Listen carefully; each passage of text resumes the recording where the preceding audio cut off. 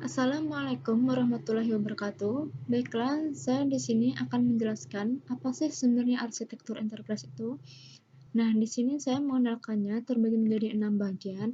Yang pertama yaitu apa itu arsitektur, dan yang kedua apa itu enterprise, yang ketiga apa itu arsitektur enterprise, yang keempat apa tujuan arsitektur enterprise, dan yang kelima proses arsitektur enterprise, dan yang keenam apa manfaat arsitektur enterprise dan pendekatannya.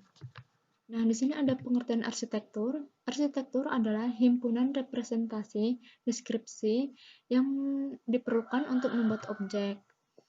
Menurut John Zahman, arsitektur adalah suatu kumpulan representasi deskripsi yang dibutuhkan dalam rangka membuat suatu objek dan menjadi tolak ukur untuk mengubah objek yang sudah dibuat. Menurut ILITER-I, arsitektur adalah sebuah organisasi dasar suatu sistem yang meliputi komponen sistem, hubungan antar komponen, dan antara komponen dan lingkungan, serta kaidah desain dan perubahan sistem. Menurut Surendra, arsitektur merupakan suatu perencanaan yang diwujudkan dengan model dan gambar dari bagian komponen dari suatu dengan berbagai sudut pandang. Enterprise diperlukan karena sebagian dasar sistem organisasi yang terdiri dari sekumpulan komponen yang memiliki hubungan satu sama lainnya, serta memiliki keterhubungan dengan lingkungan sistem, dan memiliki aturan untuk perancangan dan evaluasi the open group. Arsitektur pada awalnya hanyalah sebuah prinsip dan istilah yang digunakan untuk membuat bangunan, tetapi di dalam konteks teknologi informasi, arsitektur diperlukan untuk membangun sebuah sistem. Nah, apa perbedaan antara arsitektur dan desain? Jika dibandingkan dengan desain, arsitektur memiliki lingkup pertimbangan yang lebih luas, termasuk faktor-faktor seperti faktor teknologi, finansial, human resource, dan lainnya. Dalam perancangannya, arsitektur juga perlu mendefinisikan domain dengan hubungan dari faktor-faktor tersebut terhadap proses bisnis. Nah, bagaimana dengan pengertian enterprise? Secara umum, definisi dari enterprise adalah suatu organisasi dalam bentuk apapun. Bisa dalam bentuk perusahaan, pemerintah, departemen, dan lain-lain. Tapi pengertian yang biasa kita maksud ketika menyebut ini enterprise adalah organisasi yang relatif besar. Biasanya terdiri dari sistem kolaborasi, beberapa suborganisasi yang memiliki suatu tujuan bersama, yang biasanya untuk bisnis. Menurut The Open Group, enterprise adalah sekumpulan komponen atau organisasi yang memiliki tujuan yang sama. Menurut Surendra, enterprise bukan hanya perusahaan, company yang berorientasi kepada profil saja, tetapi juga bisa berupa organisasi non-profil atau nirlab, seperti pemerintah, institusi pendidikan, ataupun organisasi amal. Contoh dari sebuah enterprise adalah program studi STI, yang merupakan bagian dari Sekolah Teknik Elektro dan Informatika ITB, atau Sekolah Teknik Elektro dan Informatika ITB itu sendiri. Jadi, secara keseluruhan, apa sebenarnya arsitektur enterprise itu? Nah, arsitektur enterprise adalah satuan struktur seluruh komponen yang membangun suatu enterprise.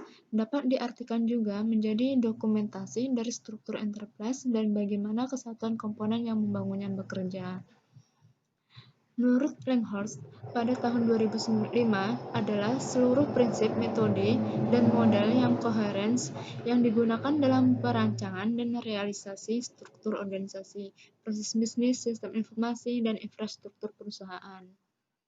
Menurut Ovals, arsitektur enterprise merupakan deskripsi dari misi stakeholder yang di dalamnya termasuk informasi, fungsionalitas atau kegunaan, lokasi organisasi, dan parameter kinerja. Arsitektur enterprise menggambarkan rencana untuk mengembangkan sebuah sistem atau sekumpulan sistem. Nah, tujuannya apa sih arsitektur enterprise itu?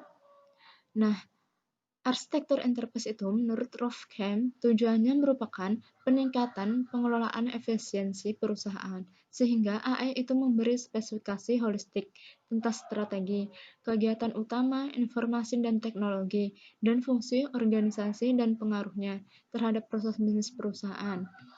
Nah, dapat disimpulkan tujuan AE itu ada penyelarasan strategi bisnis dan etik, peningkatan dan kelincahan bisnis dan IT, membangun dan memperbaiki visi arsitektur masa depan, dan mengatur keputusan dan arahan teknologi. Proses arsitektur. Arsitektur merupakan sebuah proses sekaligus sebuah produk. Proses arsitektur ini merupakan sebuah siklus yang dimulai dari inisiasi ide, lalu dilanjutkan dengan desain, dan implementasi dan manajemen sistem. Nah, manfaat IT itu sendiri bisa dirasakan dari 3 sisi. Yang pertama yaitu bisnis, finansial, dan IT. Nah, dari sisi bisnis, kita dapat menyelaraskan bagian bisnis dari IT yang lebih baik, meningkatkan kelincahan bisnis, efisiensi proses bisnis, mengurangi waktu ke pasar.